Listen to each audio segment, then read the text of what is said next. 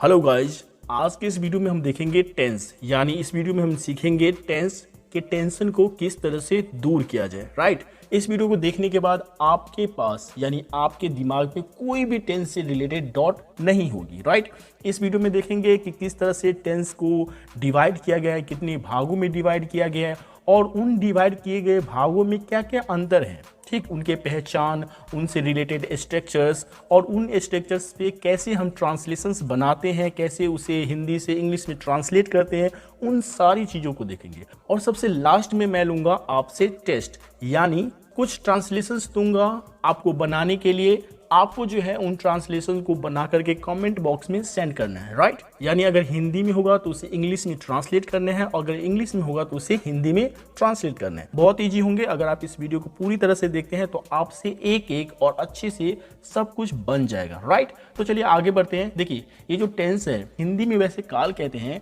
इसे जो है वो कितने भागों में बांटा गया है सबसे पहले हम देखेंगे, इसके बाद आगे कुछ देखेंगे। राइट, तो देखिए इसे सबसे पहले जो है वो प्रेजेंट टेंस में डिवाइड किया गया है। इसके बाद सेकंड जो है वो है पास्ट टेंस और थर्ड नंबर में जो है वो है फ्यूचर टेंस। यानी इस टेंस को जो है तीन भागों में विभाजित किया गया है। राइट, इन तीनों के अलग अलग पार्ट्स हैं, यानी इन तीनों को अलग अलग भागों में विभाजित किया गया है। जिस तरह से टेंस को तीन भागों में विभाजित किया गया है उसी तरह से इन तीनों को भी चार चार भागों में विभाजित किया गया है।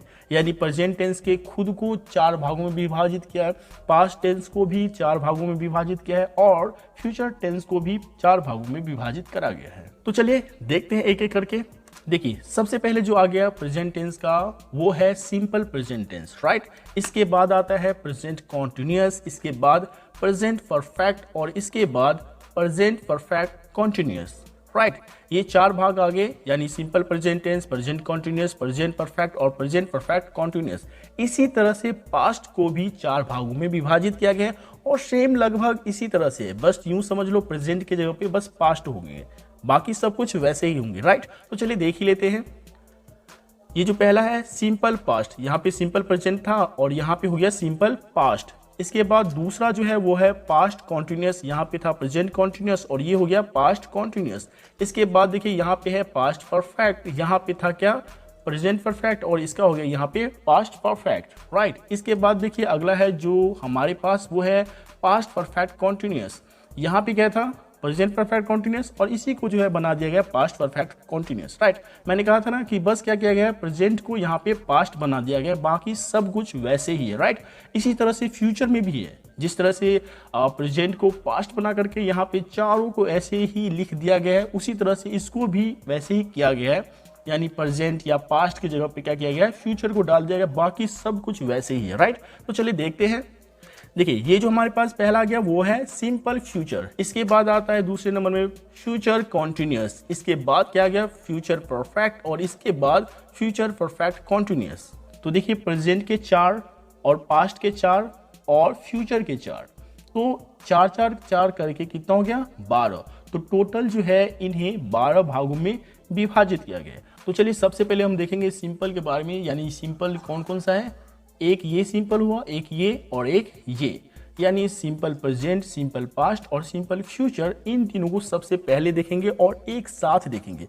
एक साथ देखने का ये फायदा है कि इन तीनों के बीच में क्या क्या मतलब अलग बातें हैं या क्या डिफरेंस है ये हमें पता चलेगा, चाहे वो स्ट्रक्चर के बेस पे हो या फिर पहचान के बेस पे हो या यूजेज के बेस पे हो, जिस तरह से भी ले लो उस हिसाब से क्या तीनों में डिफरेंस है वो हमें पता चलेगा। तो चलिए स्टार्ट करते हैं। तो देखिए ये आ गया हमारे पास simple present tense, simple past tense और सिंपल फ्यूचर टेंस। राइट, तीनों के अफर्मेटिव सेंटेंस ही ले रखा है मैंने और यहाँ पे पहचान है, नोट है, स्ट्रक्चर है सबके और एग्जाम्पल्स हैं।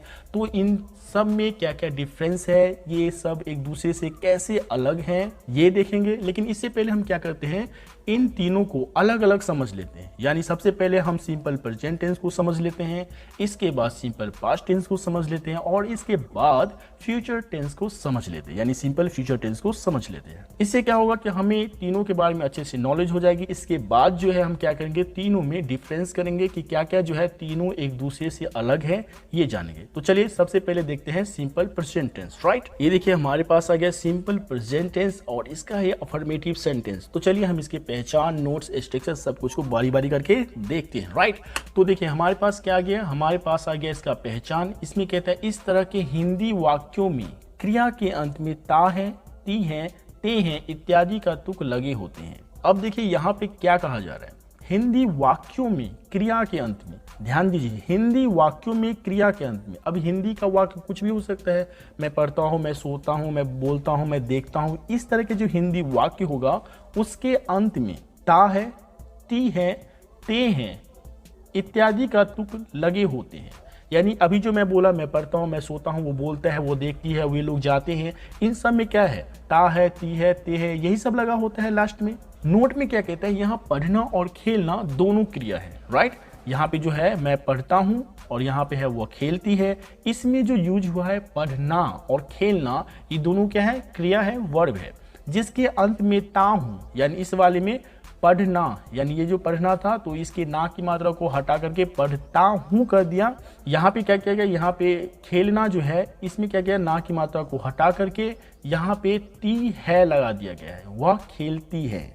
यानी कहने का मतलब ये है कि ऐसे वाक्य, यानी ऐसे हिंदी के वाक्य जिसके अंत में ता है, ती है, ते हैं इत्यादि लगे होते हैं, वो भी किसके साथ, क्रिया के साथ। अब ऐसे नहीं कि गाय उजली होती है, ठीक, अब इसमें कोई क्रिया तो है नहीं जिसमें हम ती लगा करके बना दिए, इसीलिए यहाँ पे कहा गया है कि वाक्यों में क्रिया के अंत में, यानी जो हिंदी का वाक्य रहेगा उसके क्रिया के अंत में ता है, ती है, ते हैं इत्यादि लगे होंगे। तो इसे हम क्या मानेंगे, इसे मानेंगे सिंपल प्रेजेंट टेंस का सेंटेंस यानी वाक्य। चलिए आगे बढ़ते हैं और देखते हैं इसका स्ट्रक्चर, राइट। अब देखिए हमारे पास आ गया इसका स्ट्रक्चर। स्ट्रक्चर में कहता है subject plus V1 oblique V5 plus dot dot dot plus object. यानी हम जब भी ट्रांसलेट करेंगे हिंदी से इंग्लिश में तो क्या करेंगे, सबसे पहले क्या लगाएंगे, सब्जेक्ट, इसके बाद V1 या फिर V5 लगाएंगे, वो लगाएंगे हम किसके अनुसार, सब्जेक्ट के अकॉर्डिंग, राइट। इसके बाद जो भी रहेगा हमारे अदर वर्ड्स, इसके बाद वो लगा देंगे। अब यहाँ पे तकलीफ वाली बात ये है, यानी दिक्कत ये है कि V1 किसके साथ लगाना है और V5 किसके साथ लगाना है। अगर आपको पता है तो कोई बात ही नहीं, अगर नहीं पता है तो चलिए आगे हम समझते हैं, राइट। देखिए यहाँ पे कहता है केवल थर्ड पर्सन सिंगुलर नंबर के सब्जेक्ट यानी ही, सी, इट, एक नाम ETC के साथ V5 का प्रयोग होता है। यानी जो थर्ड पर्सन सिंगुलर नंबर होगा उसी के साथ सिर्फ और सिर्फ V5 लगाएंगे, राइट। और बाकी सब के साथ क्या लगाएंगे, हम V1 लगाएंगे। चलिए वो भी देख ही लेते हैं। देखिए यहाँ पे दे ही रखा है, बाकी सभी सब्जेक्ट जैसे कि आई हो गया, यू हुआ, they, we, second person, first person, third person plural number. यहाँ पे समझने वाली बात है, यहाँ पे था थर्ड पर्सन सिंगुलर नंबर, ठीक, सिंगुलर नंबर के साथ V5 लगता है, लेकिन एक से ज्यादा रहे थर्ड पर्सन में तो हम उसके साथ हमेशा क्या लगाएंगे, V1 ही लगाएंगे, ठीक। कहता है एक से अधिक नाम, यहाँ पे था क्या कि एक नाम, राइट, एक नाम रहेगा, मोहन, सोहन, गीता, पपीता, कुछ भी रहे तो उसके साथ V5 लगाएंगे। लेकिन एक से अधिक नाम रहे, राम और मोहन, सीता, गीता और बबीता, सोहन, राधिका, मोहन और सोनाली, इस तरह से कई नाम रहे, एक से अधिक रहे, चाहे एक रहे, दो रहे, हजार रहे, फर्क नहीं पड़ता, कितना भी रहे, यानी एक से अधिक रहे तो हम V1 लगाएंगे और एक नाम रहे तो V5 लगाएंगे, राइट। चलिए कुछ एग्जाम्पल से हम इसे अच्छे से समझते हैं। पहला हमारे पास है मैं जाता हूं। अब देखिए मैं जाता हूं, अब ये क्या है, ये है फर्स्ट पर्सन का है तो इसके साथ क्या लगाएंगे, हम लगाएंगे V1, तो इसका क्या हो जाएगा, इसका हो जाएगा आई गो, राइट। यहाँ पे हो गया आई गो। इसे अगला देखते हैं, अगला हमारे पास है आप जाते हैं। आप क्या है, आप है सेकेंड पर्सन तो इसका क्या हो जाएगा, यू गो, राइट। अगला देखते हैं, अगला है हमारे पास वे लोग जाते हैं। अब देखिए ये जो है वे लोग, ये है थर्ड पर्सन प्लूरल नंबर तो इसके साथ क्या लगता है, इसके साथ लगता है V1 तो इसीलिए इसका हो जाएगा दे गो, राइट। चलिए और देखते हैं, यहाँ पे है वह जाता है। अब देखिए वह जाता है तो थर्ड पर्सन सिंगुलर नंबर हो गया, यानी वह का क्या होगा, ही, तो यहाँ पे दे भी रखा है ही, और ही के साथ क्या लगता है V5 तो यहाँ पे इसके साथ V5 लगाएंगे। तो जाता है यानी जाना तो इसका हो जाएगा गोज, तो हो जाएगा ही गोज, राइट। इस तरह से हो जाएगा इसका ही गोज। इस तरह से अगला देख लीजिए, अगला हमारे पास क्या आ गया, वो आया वह जाती है। तो देखिए यहाँ पे वह जाता है तो इसको बनाए ही गोज, तो इसको हम क्या बनाएंगे, इसको बनाएंगे सी गोज, यानी इसके साथ भी V5 लगेगा, यहाँ पे बता रखा है तो लगेगा ही, राइट। अगला देखते हैं, अगला हमारे पास है हम लोग जाते हैं। ये है फर्स्ट पर्सन प्लूरल नंबर। देखिए यहाँ पे बोला गया फर्स्ट पर्सन, यानी फर्स्ट पर्सन के साथ क्या लगाना है, V1, यानी फर्स्ट पर्सन में जो भी आएगा उन सभी के साथ हमको लगा देना है V1 आंख बंद करके। तो हम लोग का होता है V, तो इसके साथ लग जाएगा गो, तो हो जाएगा वी गो, राइट। अगला देखते हैं, अगला एग्जाम्पल हमारे पास आ गया, प्रदीपा यहाँ रहती है और अंग्रेजी पढ़ाती है। अब देखिए भाई साहब, प्रदीपा किसी लड़की का नाम है। अब यहाँ पे नाम जो है, यानी कितना नाम है, एक नाम है, और यहाँ पे कितना है, एक नाम के साथ क्या लगता है, V5 लगता है। तो हम यहाँ पे प्रदीपा के साथ क्या लगाएंगे, V5 लगाएंगे। तो इसका क्या बन जाएगा, इसका बन जाएगा Pradeepa lives here and teaches English, right. यानी प्रदीपा के लिए जो है हम यहाँ पे V5 का यूज किए हैं, यानी एक नाम है तो एक नाम के साथ हमने क्या करा है, V5 का यूज किया है, राइट। इसी तरह से राम, श्याम, मोहन, जो भी नाम होगा, एक नाम होगा अगर सेंटेंस में, तो इसके लिए हम क्या करेंगे, इसका इसी तरह से स्वागत करेंगे, यानी एक नाम के साथ V5 ही लगाएंगे, राइट। अगला एग्जाम्पल देखते हैं, ये है हमारे पास अगला एग्जाम्पल, राम और श्याम अंग्रेजी बोलते हैं। अब यहाँ पे देखिए कितना नाम आ गया, यहाँ पे आगे दो नाम, राम और श्याम। अब देखिए एक से अधिक नाम, मैंने कहा था ना, एक से अधिक नाम कितना भी रहे उस सभी के साथ क्या लगेगा, V1 लगेगा।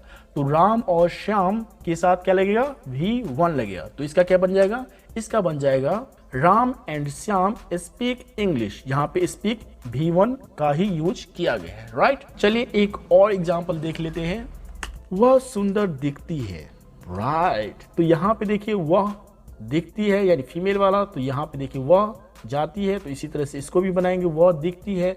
तो इसका क्या हो जाएगा, इसका हो जाएगा सी लुक्स ब्यूटीफुल, राइट। तो इस तरह से हमने समझ गया। तो इस तरह से जो है हम सिंपल प्रेजेंट टेंस को अच्छी तरह से समझ गए। अगर फिर भी कोई दिक्कत है तो आप जो है हमें कमेंट बॉक्स में ज़रूर पूछिए, कोशिश करूंगा कि जल्दी से जल्दी आपको रिप्लाई दूं, या फिर उस पर एक नई वीडियो और भी डिटेल में जो आपके प्रॉब्लम्स होंगे उस पर मैं नई वीडियो अपलोड कर दूँ, राइट।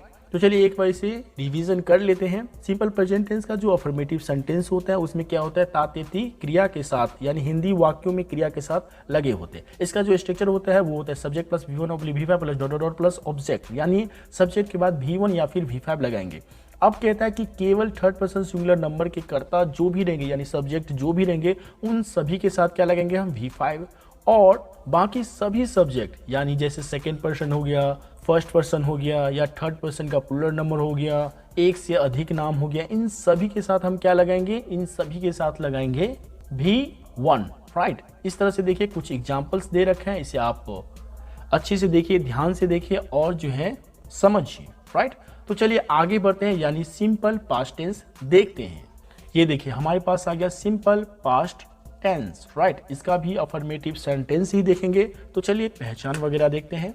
इसका जो पहचान है, इसमें कहता है जिस हिंदी वाक्यों में क्रिया के अंत में आ, ई, ए, यानी आकारांत, ईकारांत, एकारांत रहे, या उनमें था, थी, थे आदि लगा रहे, या जिस वाक्य से ये बोध हो कि कोई कार्य बीते हुए समय में हुआ अथवा होता था परंतु वह कार्य अब नहीं होता है, तो इसे सिंपल पास्ट टेंस के अंतर्गत रखा जाता है। जिस तरह से हमने सिंपल प्रेजेंट टेंस में देखा कि हिंदी वाक्यों के लास्ट में क्या लगा रहता था, ता है, ती है, ते है, ये सब लगा रहता था।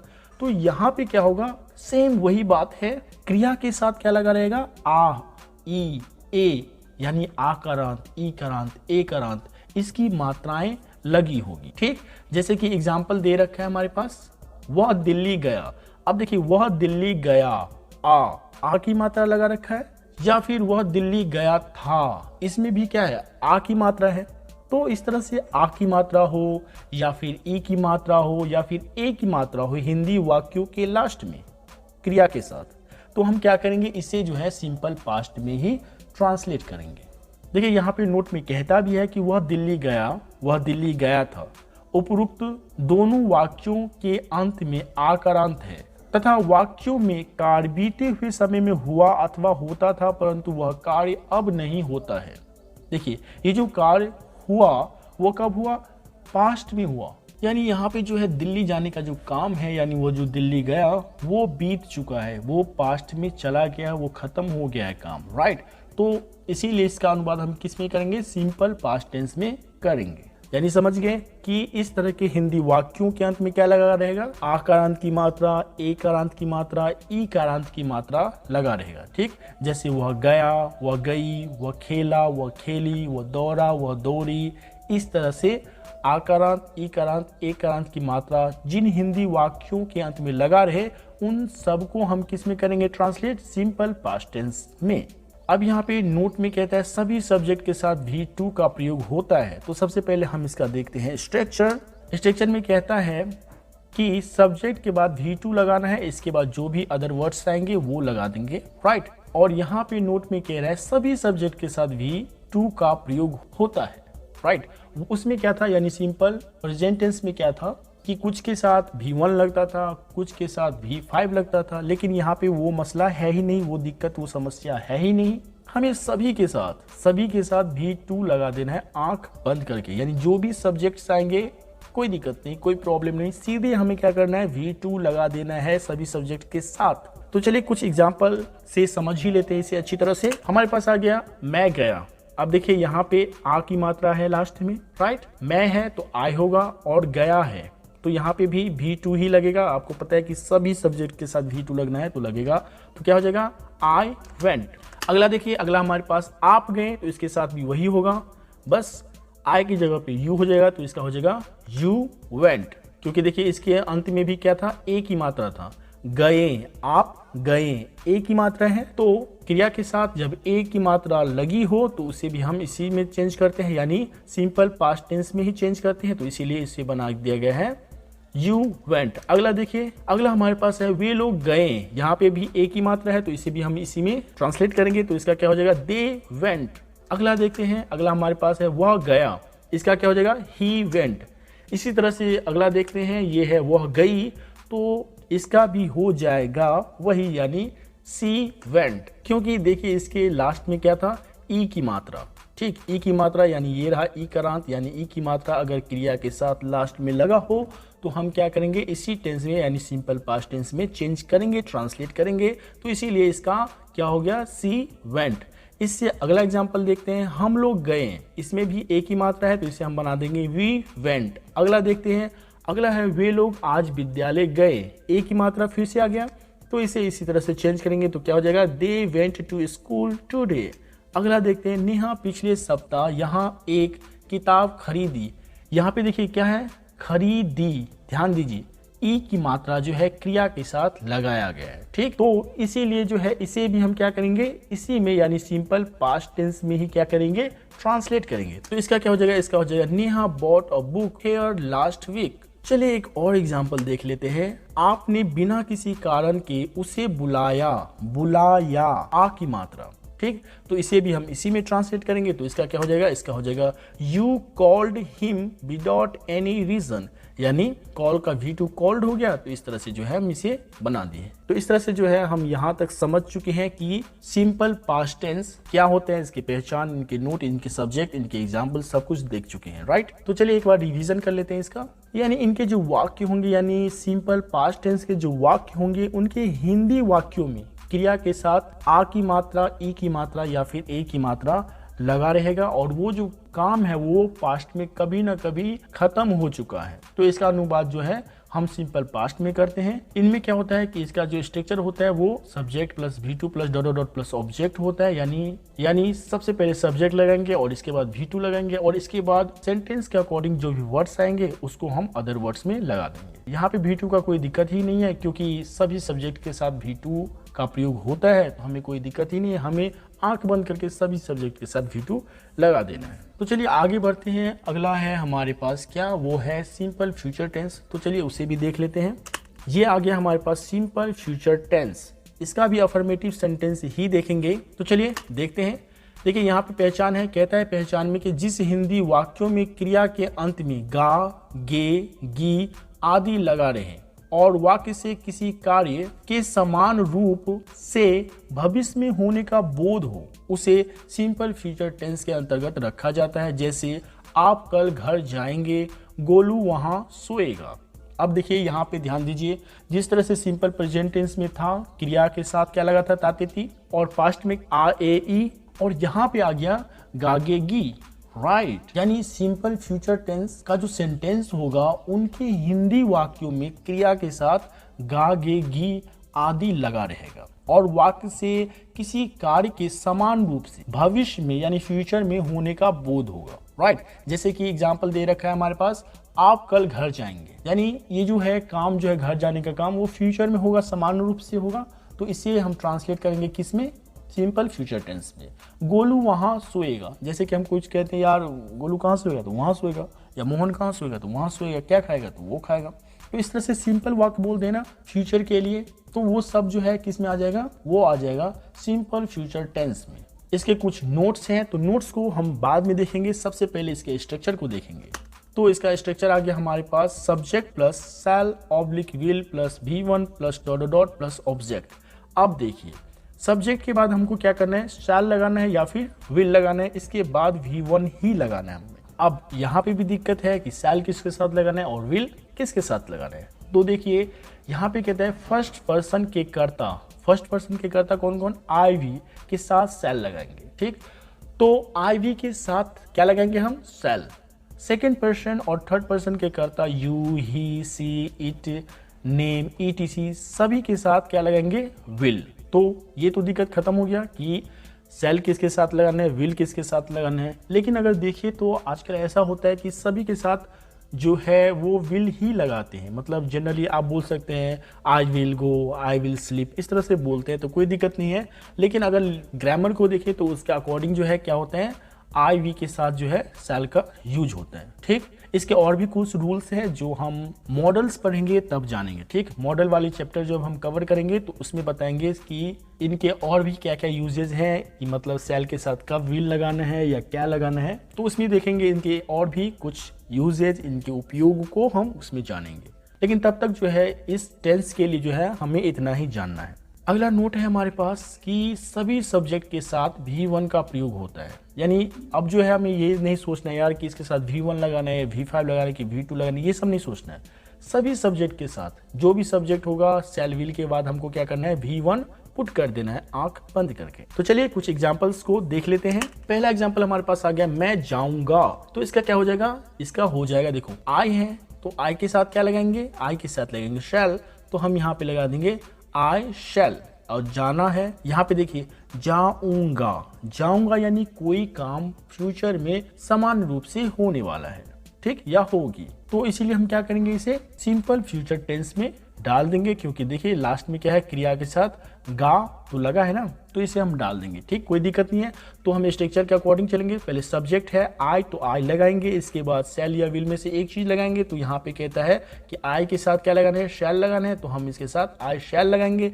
इसके बाद क्या करना है, V1 लगाना है, तो यहाँ पे जाना का क्या होगा, V1 गो, तो हमको वही लगाना है। तो चलिए देखते हैं इसका क्या होगा, इसका होगा आई शैल गो। इससे अगला एग्जाम्पल देखते हैं, आप जाएंगे, गे की मात्रा यहाँ पे देखिए क्रिया के साथ गे की मात्रा रहे तो इसे हम क्या करेंगे, सिंपल फ्यूचर टेंस में ट्रांसलेट करेंगे। तो इसका क्या हो जाएगा, इसका हो जाएगा यू विल गो।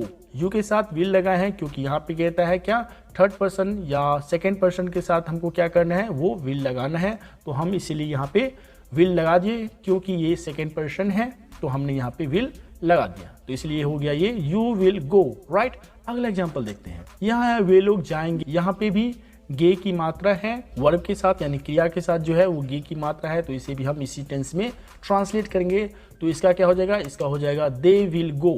अब देखिए यहाँ पे दे था और दे के साथ क्या लगेंगे, विल, तो इसीलिए हो गया ये दे विल गो, राइट। अगला देखते हैं, अगला हमारे पास है वह जाएगा। तो यहाँ पे है जाएगा, यानी क्रिया के साथ गा की मात्रा लगा हुआ है, तो इसे भी हम इसी टेंस में ट्रांसलेट करेंगे। तो इसका क्या हो जाएगा, इसका हो जाएगा ही विल गो। ही के साथ ये जो ही है इसके साथ विल लगाते हैं, तो इसीलिए हो गया ही विल गो, राइट। अगला देखते हैं, अगला हमारे पास है वह जाएगी, गी की मात्रा है, ये रहा गी की मात्रा, तो इसे भी इसी टेंस में डालेंगे, तो क्या हो जाएगा सी विल गो, राइट। इसका भी इसी तरह से हो जाएगा, राइट। अगला देखते हैं, अगला हमारे पास है हम लोग जाएंगे, तो इसे भी इसी टेंस में डालेंगे। अब है हम लोग, ध्यान दीजिए, अब वी के साथ क्या लगेगा, शैल, तो हम यहाँ पे शैल का यूज करेंगे, इसके बाद V1 डाल देंगे तो क्या हो जाएगा, वी शैल गो, राइट। तो इस तरह से हम कुछ एग्जाम्पल देख चुके हैं और कुछ एग्जाम्पल और देख लेते हैं।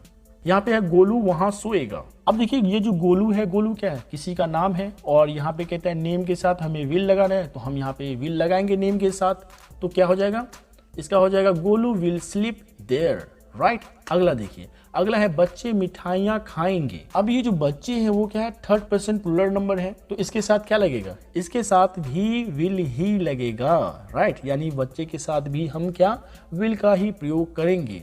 तो इसका क्या हो जाएगा, इसका हो जाएगा the children will eat sweets, right. एक और एग्जाम्पल देख लेते हैं। यहाँ पे है आप और वह इस गीत को गाएंगे। समान रूप से फ्यूचर में होगा या होने वाला है। और लास्ट में देखिए गाएंगे, यानी क्रिया के साथ गे की मात्रा जो है यहाँ पे लगाया गया है, तो इसीलिए इसका क्या हो जाएगा, इसका हो जाएगा you and he will sing this song. तो इस तरह से जो है फ्यूचर टेंस भी हम समझ चुके हैं। एक बार इसका रिवीजन कर लेते हैं। देखिए इस तरह के हिंदी वाक्यों में क्या रहेगा, क्रिया के साथ जो है गागेगी रहेगा और ऐसे वाक्य से ये बोध होगा कि ये काम जो है समान रूप से फ्यूचर में, भविष्य में होगा या होने वाला होगा। इसमें जो है क्या करेंगे, सब्जेक्ट के बाद क्या लगाएंगे, शैल या विल लगाएंगे और इसके बाद V1 और इसके बाद अदर वर्ड्स, ठीक। अब हमें ये देखना होता है कि यहाँ पे शैल और विल किसके साथ लगाएंगे, तो यहाँ पे दे रखा है फर्स्ट पर्सन के कर्ता, सिर्फ और सिर्फ फर्स्ट पर्सन के कर्ता के साथ क्या करना है, शैल लगाना है, यानी आई के साथ शैल लगाना है। इसके बाद जो भी आता है यानी सेकेंड पर्सन या फिर थर्ड पर्सन या फिर यू, ही, सी, इट, दे या किसी का नाम हो, सभी के साथ हम क्या लगाते हैं, विल लगाते हैं।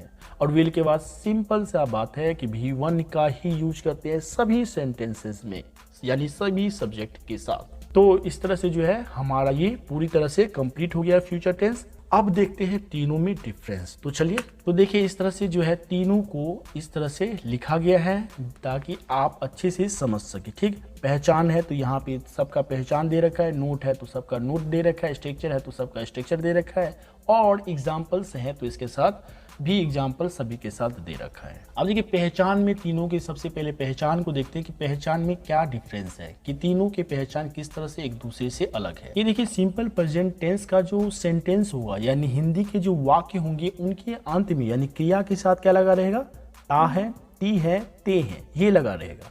लेकिन सिंपल पास्ट टेंस में क्या होगा, क्रिया के अंत में आ, ई, ए यानी आकारांत, ई कारांत ये सब लगे रहेंगे। और वहीं सिंपल फ्यूचर टेंस में क्या होगा, इनके हिंदी वाक्यों के क्रिया के अंत में गा, गे, गी लगा रहेगा। ये है इनकी पहचान, यानी इसे हम इस तरह से पहचानेंगे। यानी अगर ताते ती रहे क्रिया के साथ लगा हुआ तो वो हो जाएगा सिंपल प्रेजेंट टेंस। अगर आ, ई, ए इत्यादि का तुक लगा रहेगा क्रिया के साथ तो हम समझ जाएंगे ये है सिंपल पास्ट। अगर गा, गे, गी लगा रहेगा तो हम समझ जाएंगे ये फ्यूचर टेंस रहेगा, ठीक। बस इसमें ये रहता है कि इसमें हैबिट का बोध होता है कि मतलब नॉर्मली रूप से होता है, जो आप रेगुलर में करते हो वो चीज़ होता है, राइट। और इसमें क्या है कि जो सिंपल रूप से जो है वो हो चुका है काम, ठीक। आपने किसी काम को कर लिया है, जैसे मैं गया तो जा चुके हैं आप, राइट, वो काम आपका खत्म हो चुका है। इसमें ये डिफरेंस है। और इसमें क्या होता है कि वो काम समान रूप से भविष्य में होगा, कोई भी चाहे खेलना, पढ़ना, सोना हो, कुछ भी हो तो वो समान रूप से भविष्य में होगा। तो यही था इनकी पहचान में डिफरेंस। देखिए इसके स्ट्रक्चर में क्या है, यानी सिंपल प्रेजेंट टेंस के स्ट्रक्चर में सब्जेक्ट के बाद V1 या फिर V5 लगाना है, राइट। लेकिन सिंपल पास्ट टेंस में हमको क्या करना है, सब्जेक्ट के बाद बस V2 ही लगाना है, चाहे कोई भी सब्जेक्ट हो ना, सभी के साथ V2 ही लगाना है। लेकिन फ्यूचर में क्या करना है, यानी सिंपल फ्यूचर टेंस में क्या करना है, सब्जेक्ट के बाद पहले शैल या विल लगाना है, इसके बाद V1 लगाना है, राइट। जब भी अगर इंग्लिश का सेंटेंस रहेगा उसमें जो है सब्जेक्ट के बाद V1 या फिर V5 लगा रहे तो आप समझ जाओगे कि वो जो है वो किसका सेंटेंस है, वो सिंपल प्रेजेंट टेंस का, राइट। अगर सब्जेक्ट के बाद जस्ट V2 लगा रहे तो समझ जाना कि वो सिंपल पास्ट का सेंटेंस है। अगर शैल विल लगा हो और इसके बाद V1 लगा हो तो समझ जाना सिंपल फ्यूचर टेंस का सेंटेंस है। अब एग्जाम्पल को लेकर के थोड़ा सा समझ लेते। देखिए मैं जाता हूँ, ता हूँ लगा है, लेकिन यहाँ पे मैं गया, यहाँ पे आ की मात्रा है, यहाँ पे ता हूँ की मात्रा है, और यहाँ पे देखिए मैं जाऊंगा, यहाँ पे गा की मात्रा है, ठीक। तो इस तरह से जो है इनके पहचान में डिफरेंस है कि इसे हम देखकर ही हम समझ जाएंगे कि ये किस टेंस का वाक्य है, किस टेंस का सेंटेंस है। ये नोट्स तो आप समझ ही चुके हैं कि किसके साथ क्या लगाना है, क्या होगा, किस तरह से होगा। ये तो आपने थोड़ी देर पहले ही समझा है, तो कोई दिक्कत है ही नहीं। जो मेन दिक्कत है ना वो यही आता है कि इसे हम पहचानेंगे कैसे, यानी कब जो है V1 लगाएंगे, कब V5 लगाएंगे या कब V2 लगाएंगे, यही हमें पहचानना होता है मेन। तो यही थे कुछ डिफरेंस। तो चलिए अब हम लेंगे आपका टेस्ट कि आप जो है इस वीडियो में अभी तक क्या क्या समझे हैं। मैं आपको ये कुछ सेंटेंसेस दे रहा हूँ, आप इन सेंटेंसेस को यानी जो हिंदी के सेंटेंसेस हैं उन्हें इंग्लिश में ट्रांसलेट करना है और जो इंग्लिश के सेंटेंसेस हैं उन्हें हिंदी में ट्रांसलेट करना है। तो चलिए इन ट्रांसलेशंस को यानी हिंदी को इंग्लिश में और इंग्लिश को हिंदी में ट्रांसलेट करके आप हमें कमेंट बॉक्स में सेंड कीजिए। हम देखेंगे कि आप जो है इस वीडियो से कितना सीखे हैं। तो चलिए मिलते हैं नेक्स्ट वीडियो में, तब तक के लिए keep learning and enjoy yourself. Thank you so much.